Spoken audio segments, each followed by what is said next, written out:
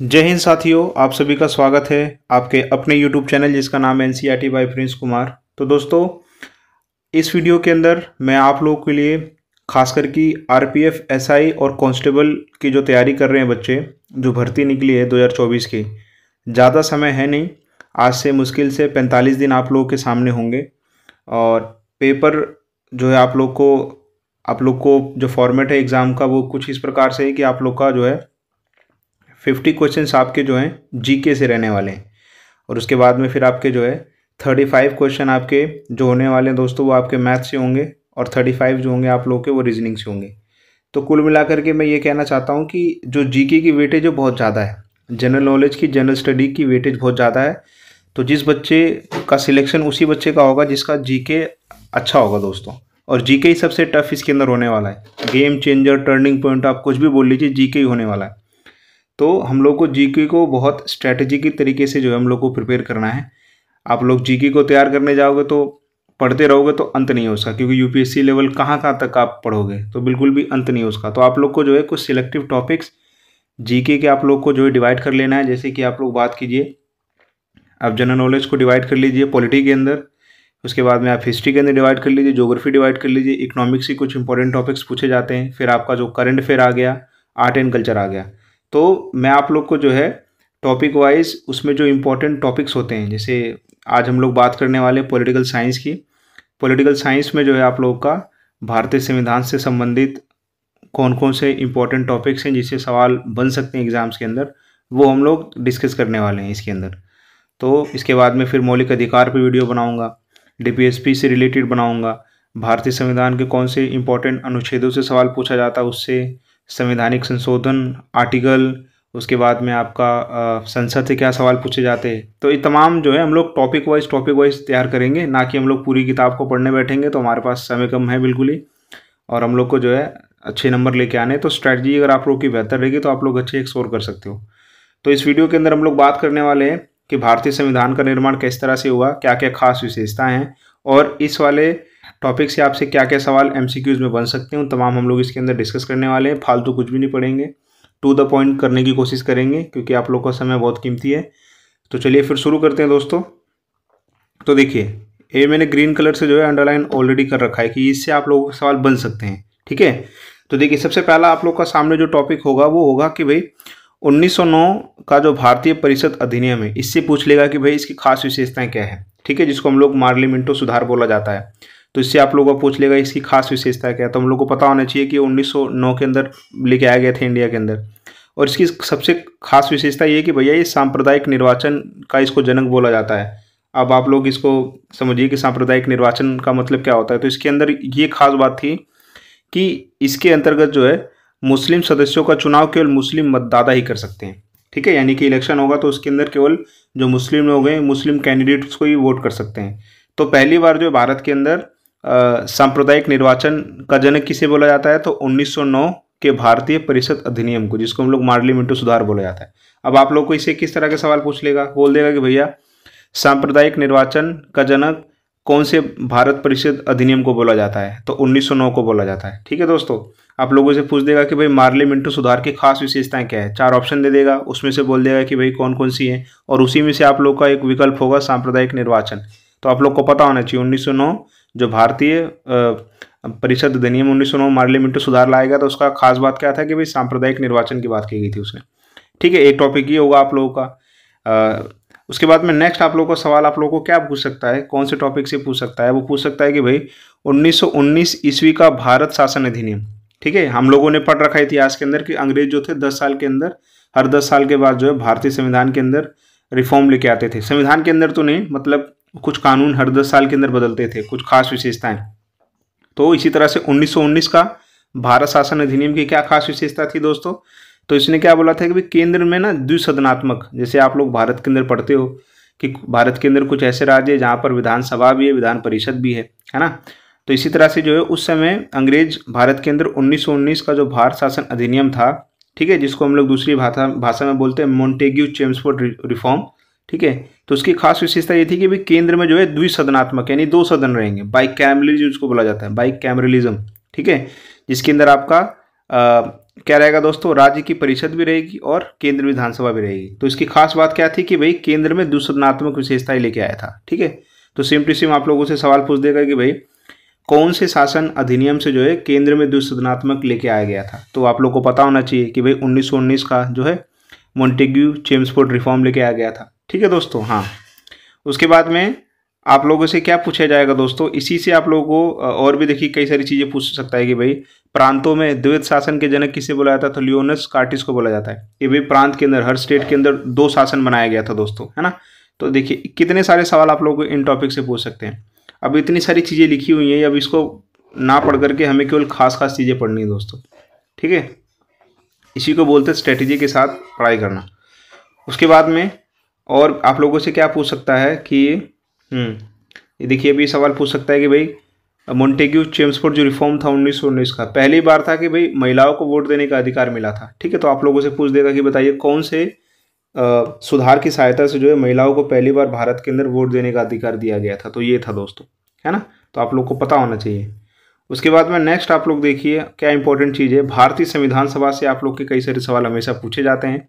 अगर पॉलिटी से कोई सवाल आएगा तो भारतीय संविधान सभा, ठीक है, उससे सवाल जरूर आता है। तो देखिए पहला सवाल आप लोगों से क्या पूछ देगा कि भाई भारत के लिए संविधान सभा की रचना हेतु संविधान सभा का विचार सर्वप्रथम किसने प्रस्तुत किया था। तो भाई हम लोग को पता होना चाहिए कि जो स्वराज पार्टी थी 1924 में, उसने बोला था कि भाई भारत के अंदर एक संविधान सभा होनी चाहिए जो संविधान बनाएगी और देश के अंदर लागू होगा। तो याद रखिएगा स्वराज पार्टी जो थी उसने ये बात बोली थी।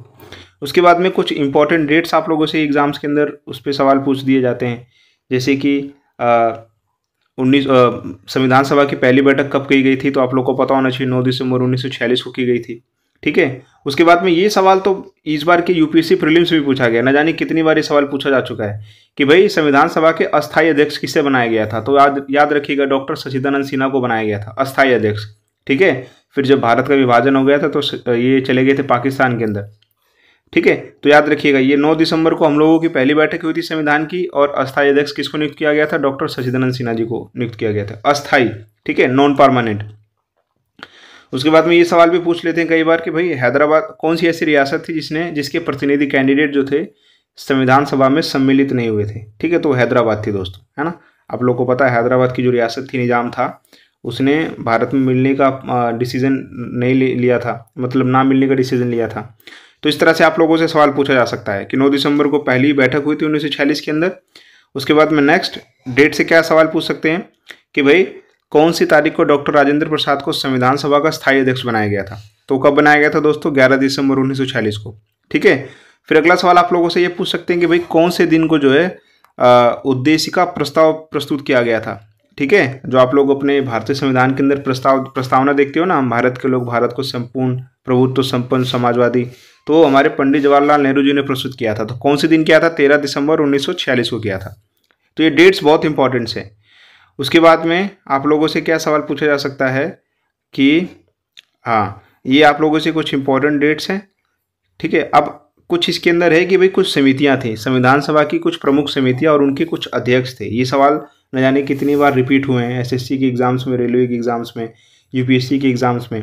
तो आप लोग को पता होना चाहिए, एक बार इसको भी हम लोग रिवाइज कर लेते हैं, इससे भी सवाल पूछा जा सकता है 1 नंबर में। तो भाई संचालन समिति यानी भारतीय संविधान सभा की जो संचालन समिति थी, कौन संचालन कर रहे थे दोस्तों, तो हम लोग को पता है कि भाई डॉक्टर राजेंद्र प्रसाद इसका संचालन कर रहे थे। आगे चल करके इन्हीं को जो है भारत का पहला राष्ट्रपति बनाया जाता है।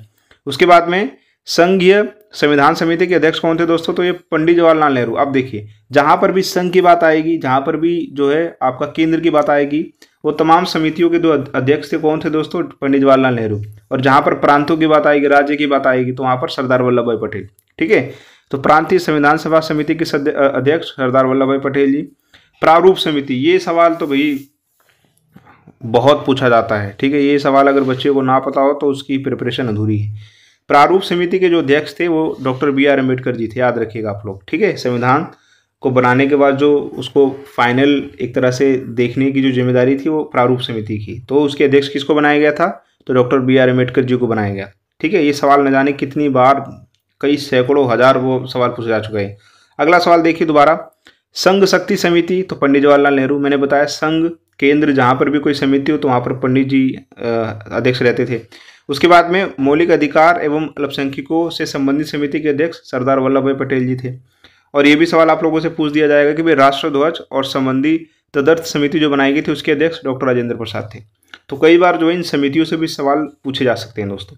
ठीक है, उम्मीद करता हूँ कि आप लोग का रिवीजन भी हो रहा है और आप लोग जो है समझ भी रहे होंगे चीज़ों को। आगे बात करते हैं दोस्तों।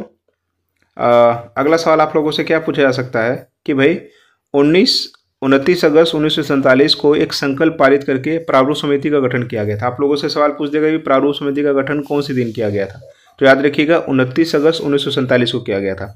और इसके अध्यक्ष किसको बनाया गया था? Doctor B are Ambedkar ji को इसको अध्यक्ष बनाया गया था। ठीक है दोस्तों। हाँ, फिर ये सवाल भी पूछा जा सकता है कि संविधान सभा में अम्बेडकर जी का निर्वाचन कौन से प्रांत से हुआ था? तो पश्चिम बंगाल से हुआ था। ठीक है, हाँ, याद रखिएगा आप लोग। उसके बाद में नेक्स्ट सवाल आप लोगों से ये पूछा जा सकता है कि भाई कौन से दिन जो है संविधान सभा को पारित किया गया था? तो हम लोग को पता है भाई संविधान के कुछ अंग को जो है 26 नवंबर 1949 को पारित कर दिया गया था, और जो बाकी बची हुई चीज़ थी उसको हम लोगों ने कब पारित किया था? 26 जनवरी 1949 को जो है बाकी चीज़ों को हम लोगों ने पारित कर दिया था, है ना। हाँ, तो याद रखिएगा 26 नवंबर 1949 संविधान द्वारा संविधान को पारित कर दिया गया था, है ना। उसके बाद में पारित कर देना और लागू में बहुत अंतर होता है। और लागू कब हुआ था? तो लागू हुआ था आपका 26 जनवरी 1950 को जो है लागू कर दिया गया था। ठीक है दोस्तों। हाँ, फिर सब सवाल आप लोगों से ये पूछ दिया जाएगा कि भाई राष्ट्रीय गान एवं राष्ट्रीय गीत को कब अपनाया गया था? तो इसे 24 जनवरी 1950 को अपनाया गया था। और राष्ट्र ध्वज को कब अपनाया गया था? तो 22 जुलाई 1947 को जो है हम लोगों ने ट्राई कलर तिरंगे को जो है एक्सेप्ट किया था। तो ये हो गया आप लोगों का भारतीय संविधान जब बन रहा था तो उससे क्या क्या आप लोगों से इंपॉर्टेंट टॉपिक्स से सवाल बन सकते हैं। आगे बात करते हैं हम लोग कि उद्देशिका प्रस्ताव, ठीक है, इससे क्या क्या सवाल बन सकते हैं। तो सबसे पहला सवाल जो हर बार एग्जाम्स के अंदर पूछा जा चुका है कि भाई 42वें संविधान संशोधन 1976 के माध्यम से संविधान के अंदर 3 नए शब्दों को जोड़ा गया था। वो 3 नए शब्द कौन कौन से हैं? ठीक है, तो आप लोग को पता होना चाहिए वो 3 जो नए शब्द थे कौन कौन से थे दोस्तों। ये सवाल आप लोग को बिल्कुल बेहद पता होना चाहिए। तो इस 3 नए शब्द थे जो 42वें संविधान संशोधन 1976 की सहायता से इसमें 3 नए शब्द जोड़े गए थे। पहला तो समाजवादी, सोशलिस्ट, दूसरा था पंथनिरपेक्ष, सेकुलर, और तीसरा शब्द था राष्ट्र की अखंडता। ठीक है, ये 3 शब्द जो थे वो जोड़े गए थे कौन से संविधान संशोधन की सहायता से? तो ये आपका था 42वें संविधान संशोधन 1976 के दिन। ठीक है, आगे बात करते हैं। ये भी टॉपिक बहुत इंपॉर्टेंट आप लोग को एग्जाम्स में बन सकता है कि भारतीय संविधान के विदेशी स्रोत। हम लोग को पता है कि भारतीय संविधान में कई सारी विशेषताएं जो है हम लोगों ने दूसरे देशों के संविधानों से ग्रहण कर रखी है। इसलिए भारतीय संविधान को जो है एक बोरोइंग डॉक्यूमेंट भी बोला जाता है कि हम लोगों ने मैक्सिमम चीज़ों को बोरो यानी उधार लिया है, उधार का बस्ता इसको बोला जाता है। तो हम लोग समझेंगे। तो सबसे पहले बात करते हैं अमेरिका की यूनाइटेड स्टेट्स ऑफ अमेरिका से हम लोगों ने क्या क्या चीज़ें ग्रहण कर रखी हैं। तो सबसे पहला है मौलिक अधिकार, फंडामेंटल राइट हम लोगों ने जो है आपका अमेरिकी संविधान से ले रखा है।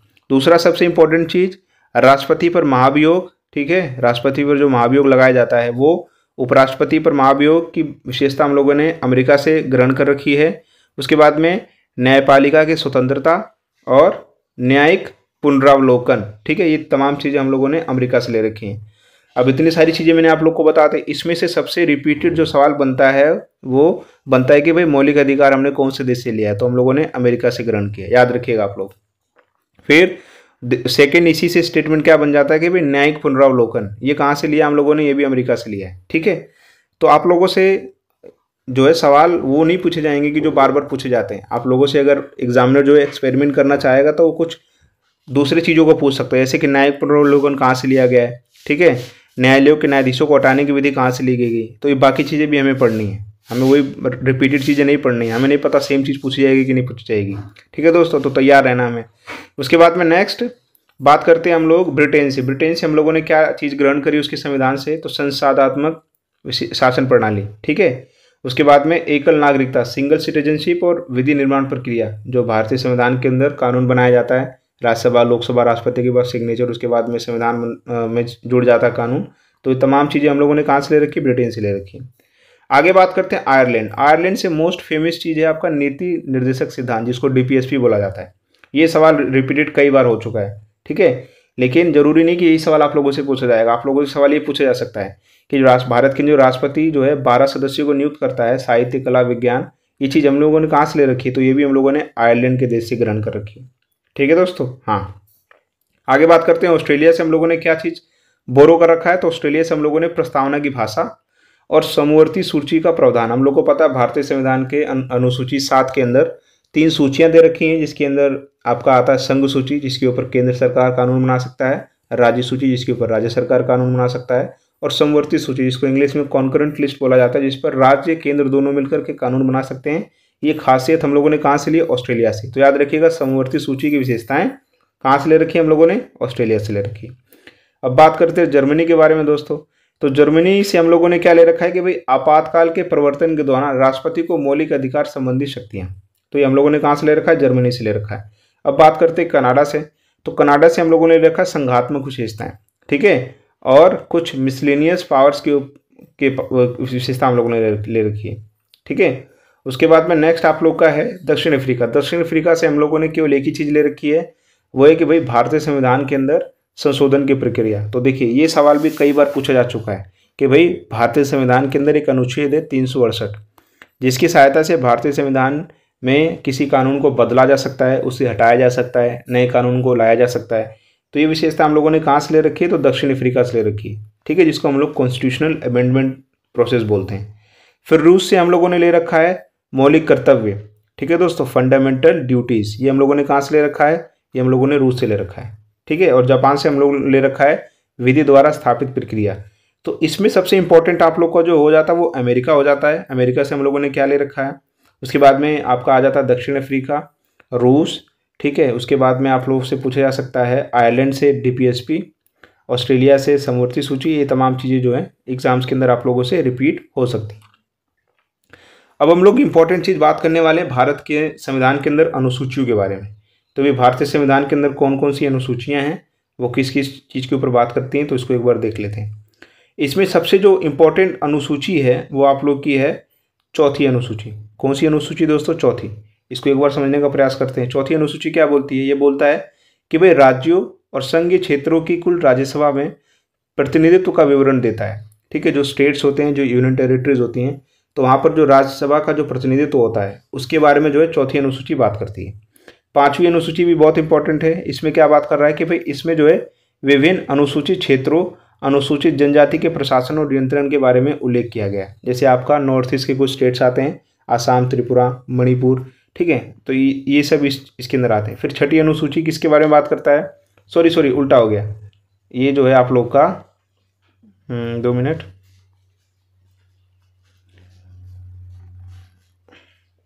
जो आप लोगों की पांचवी अनुसूची है वो अनुसूचित क्षेत्रों, अनुसूचित जनजाति, जहाँ पर बहुत सारे शेड्यूल कास्ट के लोग, शेड्यूल ट्राइब्स के लोग रहते हैं, तो उनके विषय में बात करता है। और जो छठी अनुसूची है वो नॉर्थ ईस्ट के स्टेट जैसे कि असम, मेघालय, त्रिपुरा, मिजोरम के जनजाति क्षेत्रों के प्रशासन के बारे में बात करता है। ठीक है दोस्तों। हाँ, और सातवीं अनुसूची में मैंने आप लोग को बताया दिया था कि इसके अंदर जो है केंद्र राज्यों के बीच में शक्तियों के बंटवारे की बात की गई और 3 सूचियाँ हैं, जिसके अंदर एक संघ सूची आती है, राज्य सूची आती है, समवर्ती सूची आती है।